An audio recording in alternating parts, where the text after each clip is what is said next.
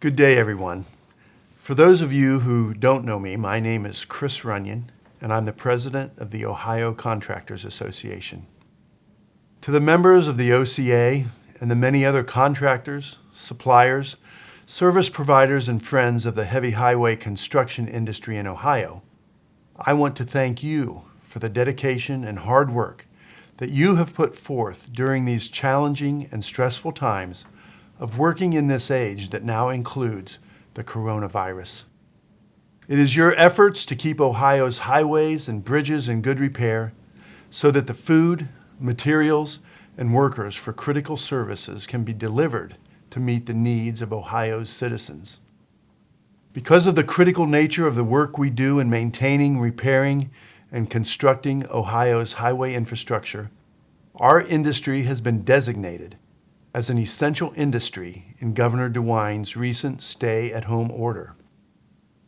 However, the designation we have received is not an entitlement which allows us to perform our duties in a way that fails to recognize the many ways COVID-19 infiltrates our project sites and offices.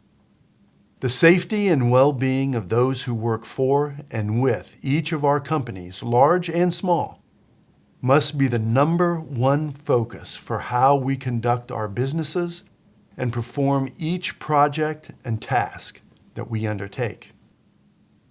In a recent virtual meeting that OCA's Board of Directors and past chairs of the board held with Lieutenant Governor Husted and ODOT Director Jack Marchbanks and his leadership team, this zero-tolerance philosophy was made very clear to our association's leadership.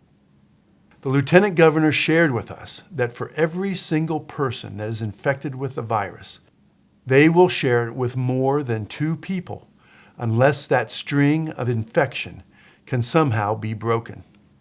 That somehow is through the many job site and office practices that have been shared in many different ways through federal, state, and local governments, and associations such as our own website and bulletins we have issued. Without minimizing any of the safe workplace practices that have been shared, I want to highlight the need to engage every employee on a daily basis before coming onto the job site or into the office about their own personal health and the health of those they have been in contact with.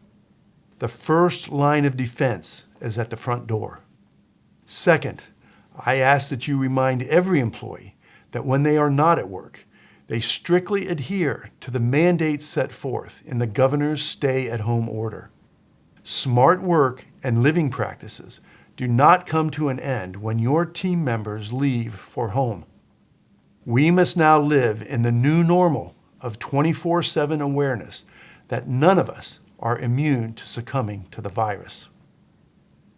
For many years, each company has worked to hone their procedures and skills so that quality work is performed in the most efficient and cost-effective manner.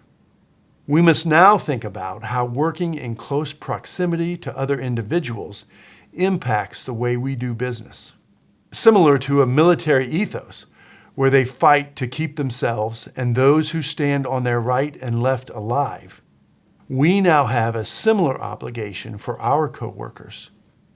A part of this is looking into the tasks that must be performed on a project and finding alternatives to accomplish that task, but in a manner that reflects our current reality.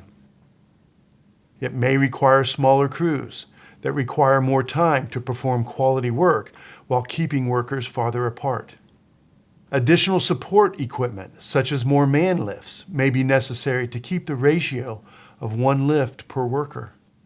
Concrete pour rates or asphalt laydown rates may need to be reduced so that fewer workers are needed to finish concrete or rake asphalt for the sake of employee spacing. We are an industrious and imaginative industry that needs to now prioritize keeping each other virus-free above the most efficient or quickest way of performing a task. I want to close with the clear reminder that was given to our industry's leadership by the Lieutenant Governor. We are now under greater scrutiny because of the personal health protections that we must adopt. If we fail to keep our employees protected with necessary and mandated practices, our projects will be shut down. This endangers the financial viability of our many member companies, robs our employees of jobs they need to support their families and our state's economy, and fails to keep our highway transportation infrastructure in good repair for everyone's future and the current fight against the coronavirus. Please, do your part in keeping yourself and your family healthy, your coworkers healthy, and our needed highway infrastructure healthy. Thank you, and be safe out there.